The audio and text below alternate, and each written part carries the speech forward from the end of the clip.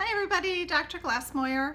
One of the questions that I received this week came from a woman who's really struggling for whether to stay in her marriage or whether to leave. And the question that keeps coming up for her over and over and over again is, does he know he's doing this? I mean, what's going on? Why would he hurt me this way? So today we're going to delve a little bit into the inner world of the toxic person, the high conflict person, perhaps the narcissistic person, but the partner in the toxic relationship who has no intention in engaging in any behaviors that are going to make this better. So for this guy, the world is his oyster. Life is a power game. Every single interaction is about winning or losing, manipulating other people to get what he needs and wants. And he does this in a variety of ways. Usually outside the home, he comes across as gregarious, kind of this great guy, very successful. Inside the home, he drops that, and you've experienced that whole side of it, I'm quite sure, if you're taking the time to watch this video. So for him, anything that is negative at all about him, he has blind spots about. He doesn't want to look at it. He doesn't want to hear it. He almost really can't hear it. And so anything that is going on with him, he projects onto you. If he has been unfaithful, either physically or emotionally, hours and hours on the phone with other women, he'll accuse you of being unfaithful to him. He'll raise all sorts of crazy accusations and leave your head spinning. You're simply trying to figure it out and work on the relationship, and this guy's chatting it up on the phone and accusing you of doing the same thing. One woman even told me one morning, her alarm went off in the morning, as it always does, really early, about 6, on her iPhone, and she reached over and shut it off, got up, went about her day. The end of a very long work day, when she came home, she was home just a couple minutes, and her husband is asking her, "Who's Adam?" She's like, "Who's Adam? I don't know Adam." "Yes, you know Adam. Adam called you this morning, and you flipped that phone over so fast, and you thought I didn't see." He went on and on and on. This went on between this couple for an hour and a half. She pulled up phone records. She reminded him that if there was an Adam that she knew, which she didn't, that it would certainly show up in her contacts in order for the name to appear on the screen. He accused her of deleting it. All things that he had done over and over throughout the course of the relationship, she had not. So she engaged in what she thought was going to be a productive conversation about the fact that she had nothing to hide, more than willing to show him phone records, to listen to his concerns. But it wasn't about that. This guy didn't want to see the phone records. He didn't want her to be able to have a reasonable conversation about this. And it was all about his power over her. And the conversation ended, much to her dismay, with, "We'll take a look at this later. We'll talk about this later." A tactic that's commonly used by this type of guy is, remember, problems don't get resolved. And this is what beats you down over time. You are still the mutual kind of person, the person who wants the give and take in the relationship, the one who's willing to take a look at herself.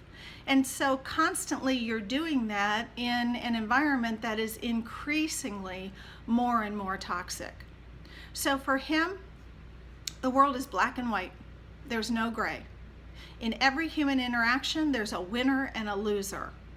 So guess what? He will do anything and everything in his power to make sure that he wins. He'll lie, he'll divert, change the subject, put up a wall, give you the silent treatment, storm out of the room, flip it over on you and say, "You think this is normal to question me like this? How dare you do this?" So again, this toxicity that is just like this rolling snowball going down the side of the hill, getting bigger and bigger and bigger. And you're trying harder and harder and harder to fix what cannot be fixed. So more about him. Does he know he's doing it? Yeah. And he prides himself on being able to manipulate people. He brags about how many times he's been pulled over by police, oftentimes under the influence, and never gotten a ticket because he's the schmoozer. And if you think back to the beginning of your relationship, likely this guy courted you like no other. That courting was more about him than you. If you were the prey, he was going to catch you and keep you. And once he's got you, the environment in the home changes really fast. A lot of women report that even though living with a guy for a long time, seemingly pretty healthy relationship, the day they got married, it all changed. Well, the day that they got married, she became a part of him. He no longer had any reason to try to schmooze her. He had her, okay? So oftentimes you see these types of guys just sort of dismissing the woman that they worked so hard to win over in the beginning, and suddenly the attention, the affection, the admiration that he receives from her isn't enough. No matter, ladies, no matter how much you give, how much you love him, how much you sacrifice, friends, family, career, time, energy, no matter how much, it will never be enough. This guy has an insatiable need for admiration, affection, attention, and he goes through life doing whatever he can to get that. Now, a lot of times women will say, well, why would he want to keep me around? You are his stability.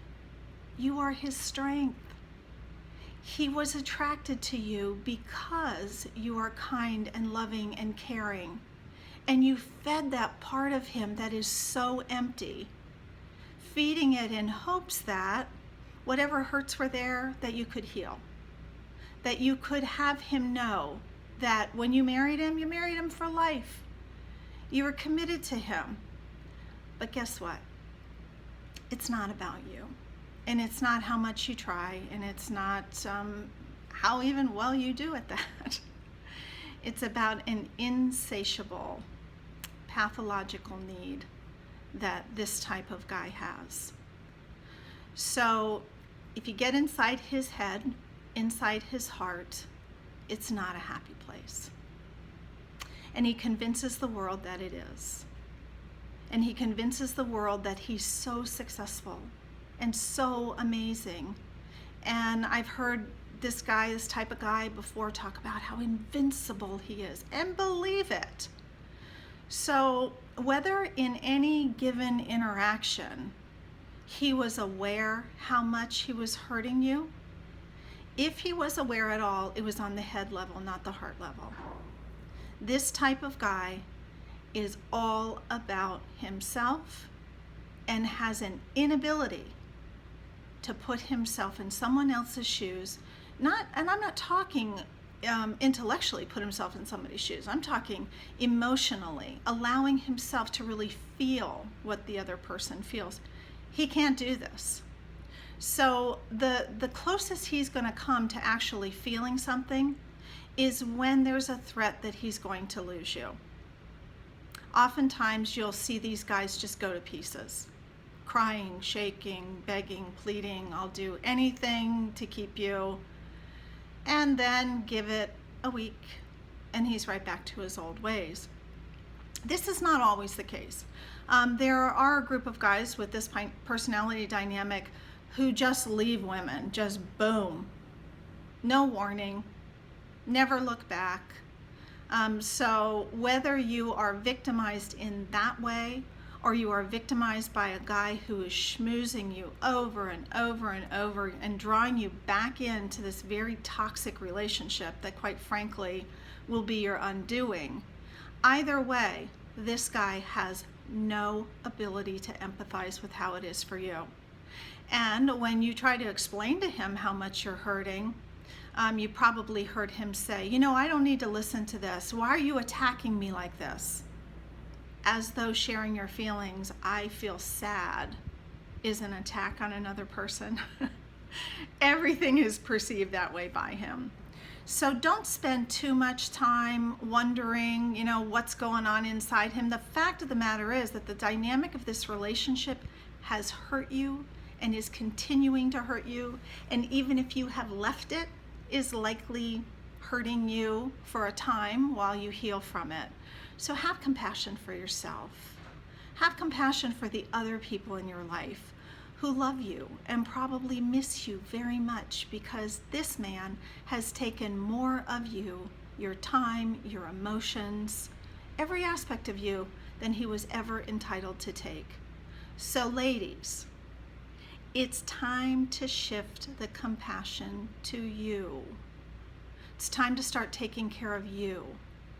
Step back, get a plan, reach out for support, and from people who know, from people who can help you. Oftentimes women in these situations are so beat down that they talk about the problem over and over and over, to the point that friends are just like, good God, enough is enough. Why don't you just leave? Well, we know why. Because he has beat you down to the point that your self-esteem is suffering, that you are confused, that you don't know if it's him or you. All of this is true. So you absolutely, positively need to get support. So I hope that helps with that question of, does he know? Does he know he's hurting me? What's his perspective on all this? Hope it helps. Remember, I'm here to help. I've been where you are, and I know what you're going through. So have a great Saturday, and I'll look forward to seeing you next week.